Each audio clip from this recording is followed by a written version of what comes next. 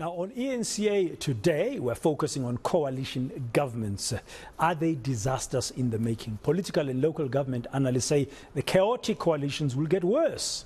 They say coalition partners here tend to focus more on clinging to power than addressing the challenges that are faced by people at the grassroots level. Let's discuss this further now with a spokesperson for SANCO, that's the South African National Civic Organization, Donovan Williams. Good afternoon, sir. Thank you very much for your time. Welcome to today. What is SANCO's view of what we are witnessing, for example, here in Johannesburg and in Ekurhuleni, where parties that didn't win, none of them won single outright majority in the local government elections of 2021. They've been forced to work together, but they're not doing it. Rather, they're focusing on who's in power, who's got what position.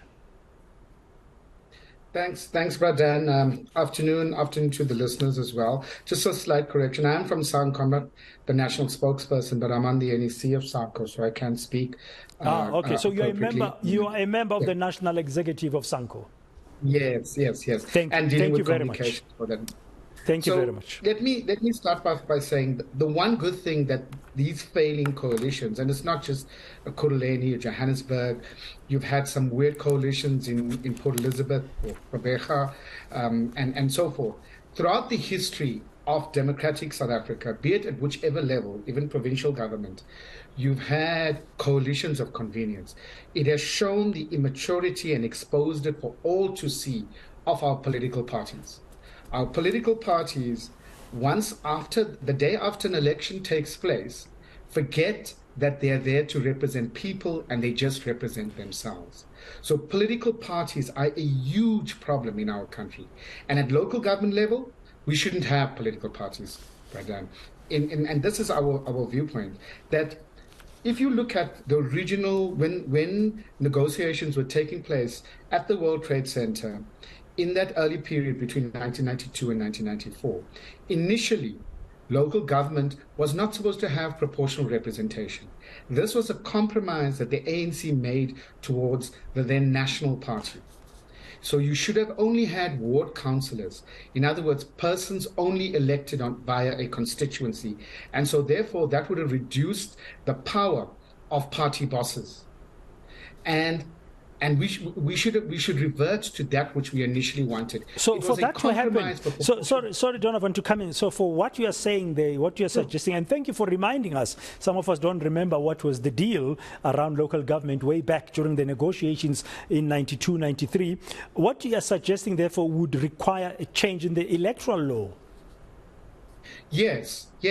And just like you had the Slubbert Commission, as well as the recent Constitutional Court hearing, our democracy is still being sculpted.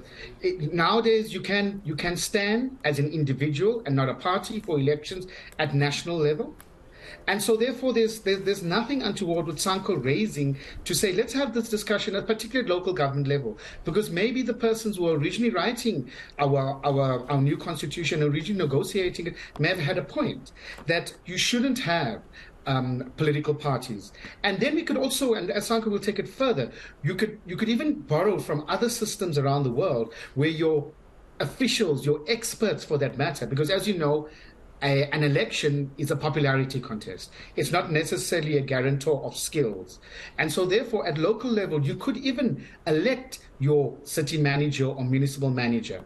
You could elect the person in charge of being of infrastructure, etc. And that's the one part. That's the structural part. And this is why we see with coalitions. But there's an aspect also, Bradan, that I want to raise.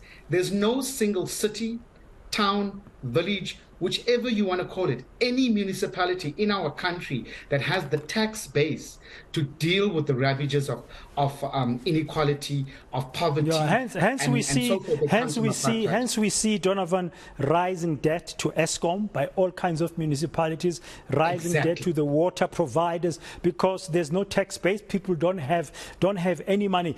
Do you think, from what you said earlier, I need to ask you this, do you think because you said the problem in our country at local government at least is political parties, do you think they are capable of rising above self-interest and actually serve the people? Thus far, no. which party has. Name, Pradhan, I asked this on your show when I was on there. Name one political party that has in their manifesto that this is what we're going to do in a coalition. They stood for elections, and after standing for elections, when they have to do coalitions, no one goes back to the public and say, look, we have got this offer to join this coalition and so forth. They don't do that. It just then becomes palace politics. It becomes a matter of we represent ourselves until the next election. There's no single political party in our country that has attempted to rise above their own narrow sectarian interests and put the country first. And this we've seen at local government time and time again. In Port Elizabeth, for example, you have a deputy mayor who is leading a party which could only win one seat. And that political party only won one seat, became an MMC in an ANC-led coalition, then joined a DA-led coalition, and they created a position of a deputy mayor. I mean, it's all ludicrous. And going back even further than local government, you had initially the National Party and the Democratic Party, which formed the DA, which created the type of coalitions of convenience that we witness in our country today. They did that in the Western Cape to get power in Cape Town, to get power in the provincial government, and they set the tone of how you do coalitions in our country. They set this pattern, and we are unfortunately experiencing that today. So, in short, Pradhan, political parties have disappointed the communities of South Africa because they're definitely not putting the needs of South Africa above their own interests. So the only way to change this would be, as you say, reform the Electoral Act to enable a different system where councillors or those who will be in a city council or town council would be elected directly, not according to a proportional representation by parties. But the way then things stand today, we're not there. Is this current arrangement headed for disaster, Donovan? From what we can see, it is, because any single party, no matter how big or small you are, has a veritable veto. Right? And what it means is that you have party bosses at a national level too afraid to regulate those at local level who wish to have positions. So they wouldn't want them to be pushed out. Also, brother, even in these coalitions, as we know the history of our country, there's a lot of matters we need to correct from the past. Issues of non-racialism, issues of non-sexism, etc. And you would think that representativity amongst all those challenges would become important, and even representativity in terms of skills. But you have to put that aside because you tell yourself a lie as a political party. No, things will be better if we are there. Things are bad now. And this is what you tell your supporters. Things are bad now because Donovan is there, because Dan is there. Let's get them out of the way. Then only we can do this. And this has happened time and time again, every time. So to put things right today, well, I think what our appeal is for leaders to actually be leaders, not to think that the political parties are about a sports competition of who wins. But what does that look like? Sorry? It does look like if you're a leader, public office, you are there, you must understand that you are there to serve the public. Precisely. Our constitution demands that of you. The president of the ANC is not the president of the country, and the president of the ANC are not the same people. The head of the provincial head of the chair of the Democratic Alliance is not the premier of the Western Cape. You are the president of the country. You lead the country first. The country's constitution is way more important than your party constitution. But party bosses have not allowed this. They have simply not allowed this. And this is why I raised the matter about our initial negotiations back then in 92 and 93, that it was about having a professional local government. Our founding leaders understood that for local government, and this was even in Ready to Govern of the African National Congress, right?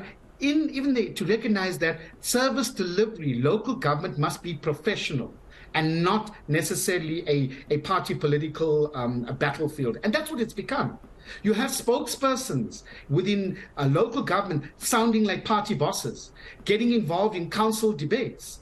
You should not have this at all. And the politics of convenience, to put it into account, the current Action, what's this, the party of Herman Mashaba, he Action left SA. the DA. That's Action SA, yeah. Action SA, yes. He left the DA because he was angry with the DA, and today he issues a statement lamenting the removal of the DA mayor. But he left the DA because they didn't want to have a deal, continue having a deal with the EFF. All of this is an alphabet soup of nonsense, quite honestly, Brother Dan. Okay, We want political parties to wake up or ship out.